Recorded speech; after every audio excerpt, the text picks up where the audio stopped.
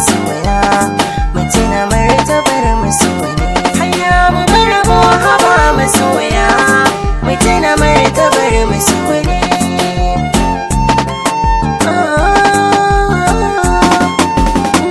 Makarantar so tana da fadi ga ɗalibanta masu yalwa, wanda bai ciki ma yana zumudi, yana bidar kafar shigowa. Wani a tafiyar ya fadi, wani ya lashe jarrabawa, so mai kashe mutum a raye, wani batun yana boye, baya fita jikin halittu kamar zabuwa da zane.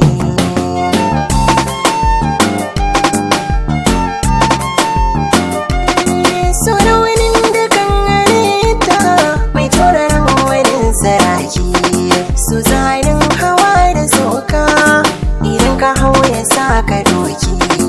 Izarsa ta wuce ta mallaki, so sai ya sa bar ta farki, so wanda baya daina yayi shi ne ake gwada wa tayi,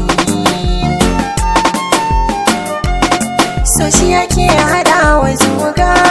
Shin wai me muke jira ne?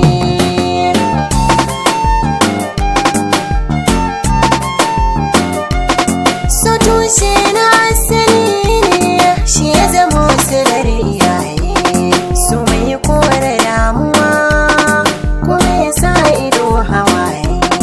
Kiran so a ko'ina ne, ya dara yin kiran ne, ya sa wasu shaye-shaye,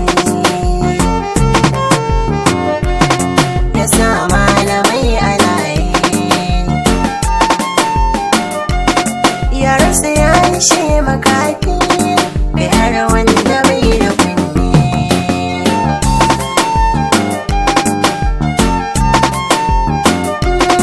Da zamu bar ta duniyar nan, amma ba so ba zai mace ba, da za ta zama babu kowa sai shi kadansa dallaraba.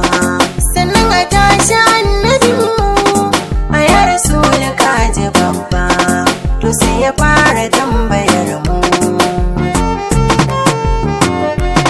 so ne yasa yake kiran mu, ta sanadin sa ne makaki na zai tashi duka mutane.